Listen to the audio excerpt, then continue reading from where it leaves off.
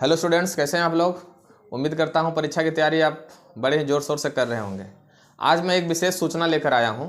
Actually मैंने कुछ दिन पहले एक वीडियो डाला था जिसमें आपको मैंने बताया था कि मुंगेर विश्वविद्यालय द्वारा यूजी की जो परीक्षा होने वाली है उसमें परीक्षा का पैटर्न क्या होगा। आज मैं उसमें कुछ सुधार लेकर आया हूँ, चूँकि विश्वविद्यालय ने जो नई सूचना जारी की है उसके मुताबिक कुछ उसमें चेंजिंग हुए हैं, कुछ परिवर्तन हुए हैं, इसलिए मैंने वो पुरानी वाली वीडियो डिलीट कर दिया है। और आज मैं जो वीडियो लेकर आया हूँ, मैं उम्मीद करता हूँ कि यह वीडियो आप अपने सभी मित्रों तक जरूर पहुँचाएंगे ताकि कोई कन्फ्यूजन ना हो छात्रों को। आप देखें, आपकी जो परीक्षा होने वाली है यूजीसी सीबीएसई सिस्टम के बच्चों का, उनमें आपने 6 पत्र लिए हैं। Major subject, minor subject, MDC, MIC, SEC and BSC. सभी विषयों की परीक्षा के लिए जो क्वेश्चन होंगे वो 3 प्रकार के होंगे और वो हैं पार्ट ए में compulsory objective multiple choice type, each carrying 2 marks, 10 × 2 = 20 marks.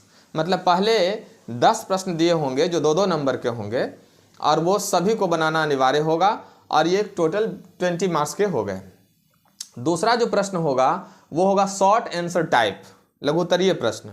इस लघुत्तरीय प्रश्न में आप 4 क्वेश्चन आपको बनाने हैं, जो 6 क्वेश्चन आपको दिए रहेंगे।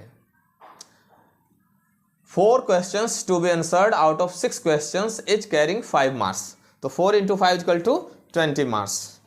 ओके। एंड लास्ट जो हमारा तीसरा जो हमारा क्वेश्चन का जो पैटर्न है वो है long answer type, 3 questions to be answered out of 5 questions, each carrying 10 marks.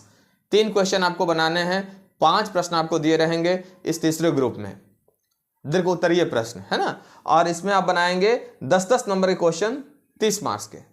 तो आपने देखा कि कुल 20 मार्क्स और 30 मार्क्स, मतलब कुल 70 मार्क्स की परीक्षा होगी। छात्रों, मैंने आपको पहले जो सूचना दी थी उसके मुताबिक हमने कहा था आपसे कि एमआईसी, एसईसी और बीएससी की परीक्षा ऑब्जेक्टिव होगी, लेकिन ऐसा नहीं है, है ना। अब ये परीक्षा भी इसी पैटर्न पर लिया जाएगा, ठीक है।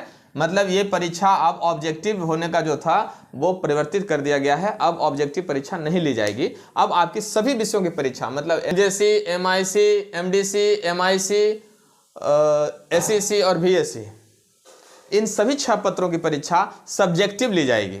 तो आप उस तरीके से तैयारी करेंगे ताकि किसी को कंफ्यूजन ना हो। इसके लिए मैंने पुनः यह वीडियो बनाया हूं और ये सुधार वाला जो वीडियो है आप अपने मित्रों तक जरूर पहुंचाएंगे, ज़्यादा से ज़्यादा छात्रों तक, क्योंकि पहला वाला वीडियो बहुत वायरल हुआ था। इसलिए मैं चाहता हूं कि इस वीडियो को भी दूर दूर तक पहुँचा दें, अपने छात्रों तक पहुँचा दें, अपने मित्रों तक पहुँचा दें, ताकि कहीं भी कोई कन्फ्यूजन ना रहे, है ना।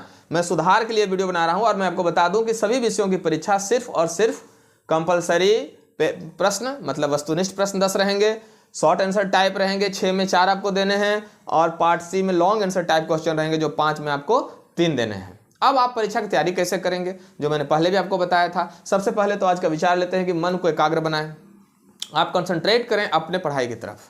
बहुत सारी चीज़ें आपकी लाइफ में है, अभी उन सबको छोड़ दीजिए, वो बाद में भी होगा।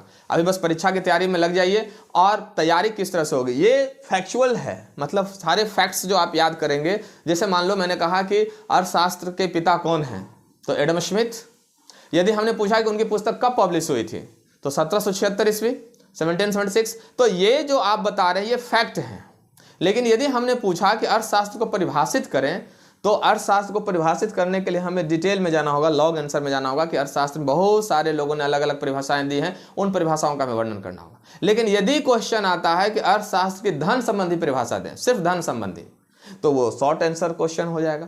मतलब आपको लघुत्तरीय प्रश्न में छोटे तरीके से लिखना है, कम शब्दों में आंसर देना है। कई बच्चे ऐसा करते हैं कि आप पूरी कॉपी भरने में लग जाते हैं, तो कॉपी भरने से परहेज करें। कॉपी भरना बहुत बड़ी बात नहीं है, कॉपी आप भर देंगे लेकिन आपका आंसर बहुत ही खराब होगा, तो फिर आपको मार्क्स कम आएंगे। आप ये क्वेश्चन पर ध्यान दीजिए कि क्या पूछा जा रहा है, उसके मुताबिक आप लिखें, और जो आप प्रश्न का सही सही उत्तर देंगे उसी के आधार पर आपको मार्क्स दिए जाएंगे।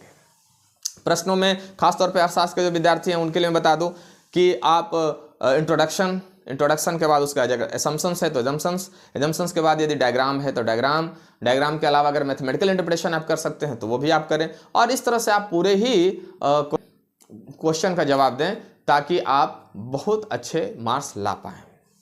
है ना। तो इस तरह से आप तैयारी में लग जाएं। मैंने कहा कि आप में यह जो परीक्षा आपकी ली जा रही है, इसमें आपकी क्षमता की जांच की जा रही है।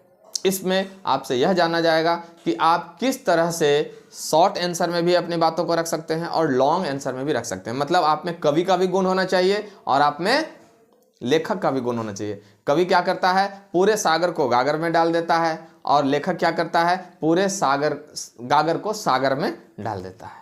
मतलब छोटी सी बात को बड़ा करना हो तो लेखक का काम है, बड़ी सी बात को छोटे में रख देना हो तो वो कवि का काम है। तो यहाँ आप में कवि का भी गुण होना चाहिए, आप में और लेखक का भी गुण होना चाहिए। इसलिए इस तरह के प्रश्न पूछे जा रहे हैं। आप इसकी जम करके तैयारी कीजिए और दिन भर अभी सिर्फ और सिर्फ पढ़ाई पर ध्यान दीजिए। खेल बाद में भी होंगे और भी सारी चीजें बाद में होंगी, और मन को एकाग्र रख करके आप पढ़ाई करें।